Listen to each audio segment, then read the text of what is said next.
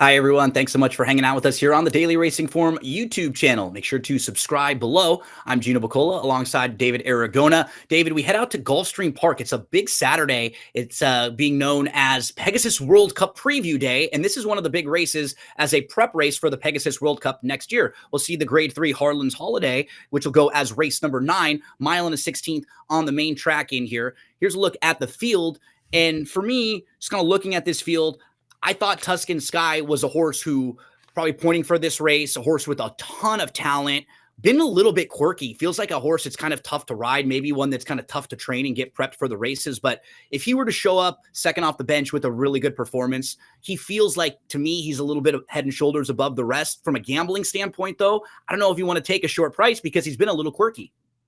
Yeah, Tuscan Sky is a horse that it feels like we were waiting all 3-year-old season for him to put it all together because he's shown those glimpses of talent and then has kind of followed it up with disappointing efforts against some tougher company in races like the Wood Memorial and the Haskell. We'll see if he can continue the forward momentum here. Does feel like he's likely to vie for favoritism with the number 2 Tumbarumba. And there are some others in this field with credentials, but they've got some things to prove if they're going to continue on to a race like the Pegasus World Cup.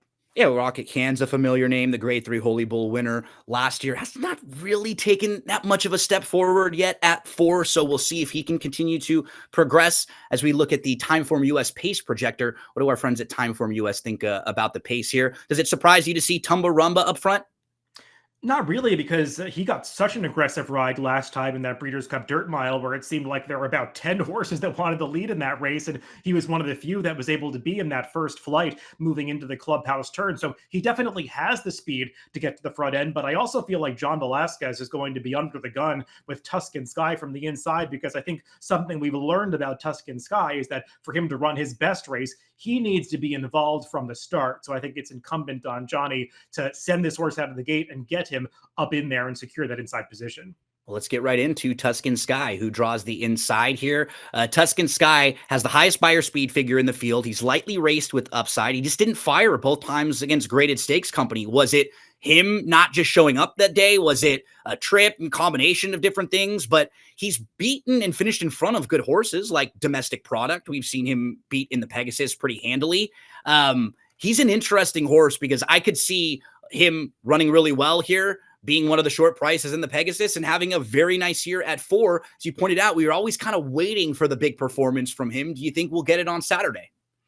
Yeah, this is a pivotal race for him, and I think he's the kind of horse where you pretty much know what you're going to get about 100 yards out of the gate. Yep. Because in those 2 races where he didn't show up, his early speed just completely evaporated. He was towards the back of the pack early in both the Wood and the Haskell and was just never in the hunt at any point. Got a much more aggressive ride last time in the Discovery, was way more focused and up in the bridle every step of the way, and fought on really gamely in the late stages. That was a race that featured a pretty quick pace to the half mile, and he put away a nice horse and batten down that he was dueling with, who actually faded to finish off the board in there. So that was a huge effort from Tuscan Sky. If he runs back to it in here, I think he's going to win this race. But like you said, he's a little tough to trust at this level. Tumbarumba is very, very honest. Going a mile at Gulfstream Park, that's his game. Mile and a 16th, probably a little beyond what he will do his best work at, but he can get this trip, I think, with the right circumstances. He is 0 for his last 5, but he's a Grade 3 winner, making his 3rd start off the bench, coming off of a really good effort in the Breeders' Cup Dirt Mile when he was 4th after dealing with a lot of early other pace in there. What do you think about Tumbarumba in this spot? He's a horse that reliably shows up every time. You always know you're going to get a good effort from him. If he's in the mix at the quarter pole, he might not win the race, but he's going to be around at the finish because this horse just does not give up. He's a real fighter. He has lost a series of close decisions lately, but that's not to say that he's some kind of hanger. I think it's his heart that keeps him in the mix into the end, because he's a horse that typically comes under a hard ride around the far turn and just keeps churning on and finding more. And we'll see if that gritty style is able to beat a horse like Tuscan Sky, who can be a little faint-hearted at times, and you know that Tumbarumba is going to give him a real challenge. I figure that these two are going to be out in front, dueling early, and we'll see which one wants it more. The key horse in this race, too, I think, is Cape Trafalgar, the number 3, because from a pace standpoint, this is a horse who can be pretty close, putting pressure on maybe both of the inside horses, but showed us most recently at Keeneland, he has no problem taking back and sitting back off if he has to and passing horses late, and he had some legitimate trouble in this race. Has some pretty nice upside here. David broke the maiden at a mile in the slop at Gulfstream Park. First try versus the stakes company, but the last three have been sprinting, so he stretches out. Probably be forwardly placed in here. I don't really have many knocks on him overall. I'm just a little bit more kind of taking a wait and see approach on him, but I think you like him in this spot, right? Yeah, the distance is the big question for him because he's gone this far only once before at Keeneland back in just the second start of his career when he was a maiden, and he fated to finish third that day. But you look back at who he was facing, horses like Brigadier General and Warrior Johnny, who are some really nice high-level allowance horses. So maybe no disgrace that Cape Trafalgar wasn't successful in that race, and he's just gone one turn for his entire career since then. But I do think he's a horse that might have the versatility to go a little bit longer. And that last race, I was impressed with the way he was able to wait in behind horses, lose a little momentum at the top of the stretch, and then, as you saw, angle out and run right past those rivals. And I also thought he got a very subtle trip to back at Saratoga, where he was just always inside, buried in traffic, never in the right spot. He never had a chance to run that day. So I would just be very forgiving of that race. And otherwise, he's been in good form. And I think it's pretty interesting that he's showing up in this spot because this is not the kind of horse that you would anticipate Saffie Joseph not only running in this race, but then you compare him to the two other runners that Saffie has in here, and Irad is named on this horse. Yep. Just feels like there are some positive signs pointing towards this one, and I can see him working out a good trip from that stalking position. See him being a very fair price, too, a little bit sneaky on that one. Digital Ops is next. He was a last out winner at Aqueduct. Both of his wins, 2 wins and 5 starts, they've both been in small fields, and both of them when Dylan Davis was aboard. He did get challenged at the top of the stretch early on last time out, but he found another gear and he kicked on. I just don't know what type of style to expect from him in this spot because I'm not sure if he's as fast as some of the others down to the inside. I don't really know how much he wants to come from off the pace in here, David, so I'm getting a tough read on him as far as tactics or where to expect him in here. What do you think about the lightly raced Digital Ops? Yeah, they paid $400,000 for this horse after his last race. So clearly there are some expectations for this horse and stakes company moving forward for the new connections.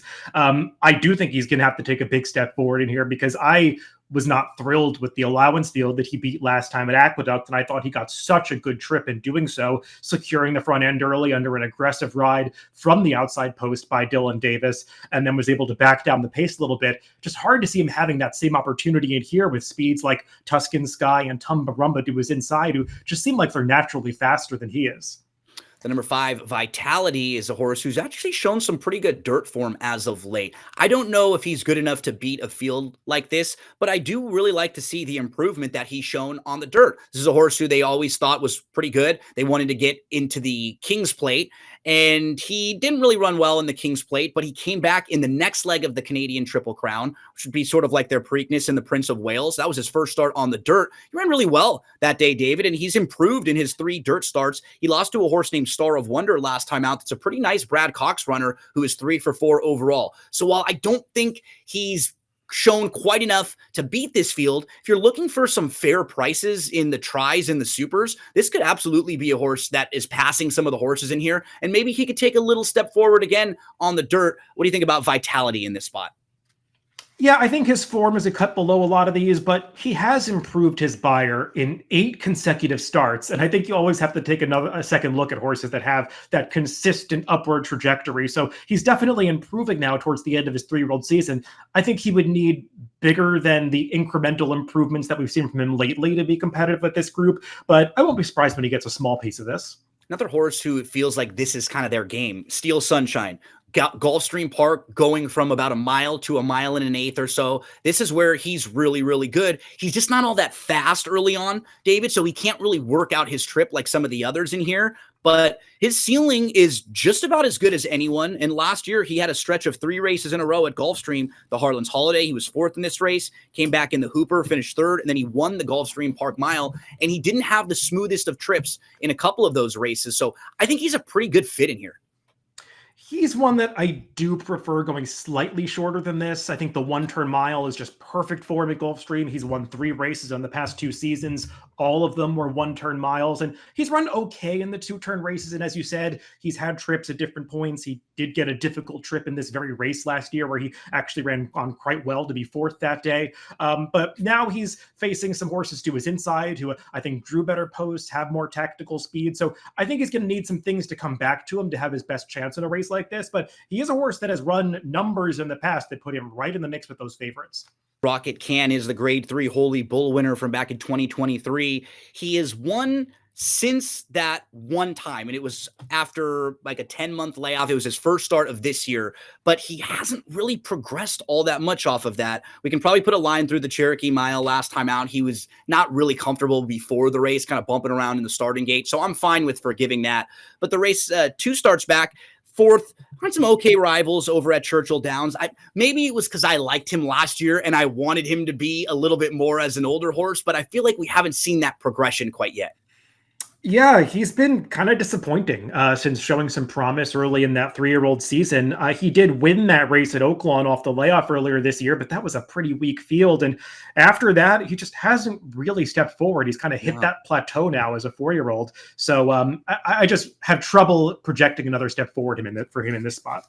Rounding out the field, Super Corinto, the Argentinian bred, came to the U.S. Grade 1 winner in Chile, Group 1 winner there. A couple good races at Gulfstream Park, and then took a shot in 2023 at the Dubai World Cup.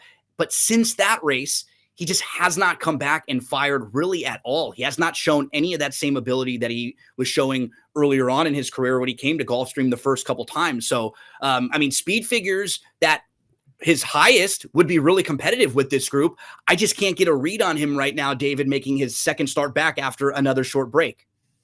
Yeah, he's a tough one for me. He did have talent at one point, but it's now been, I think, over 2 years since he ran a race that would make him remotely competitive at here. I mean, he's just been no factor in 4 consecutive starts, but some significant layoffs in between.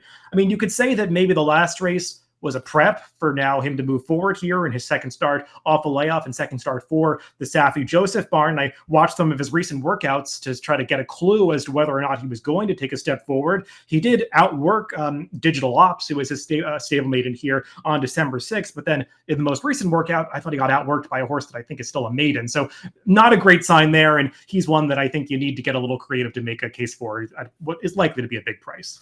Let's take a look at the selections and how we'll end up in this one. David, you're going to put Cape Trafalgar on top, and you'll be using the horses down towards the inside as your kind of top tier. Yeah, I think this horse is a little more versatile than his recent performances might indicate. He strikes me as one that is not going to have a problem with this distance, just watching him run. He's got this big, long, floating stride to him, and he looks to me like a horse that should be excelling in these races, and we'll see if Safi Joseph can get him to do it here at what should be a decent price. Yeah, I'm a little curious if the inside 3 horses will all kind of put some pressure on each other. So I'm going to play it that way with some of the horses I'll use underneath. Steel Sunshine, who's going to be sitting, making a late run. Also horses like the 5 Vitality, who I think could pick up some pieces at a fair price underneath, past maybe half the field or so. Then we got Rocket Can, who's just kind of the wild card. Can he take another step forward there? I'll go 6-1-5-7, 3-1-2-6 for David. However you're playing him in the Harlan's Holiday, we wish you the best of luck in race 9 on Saturday at Gulfstream Park.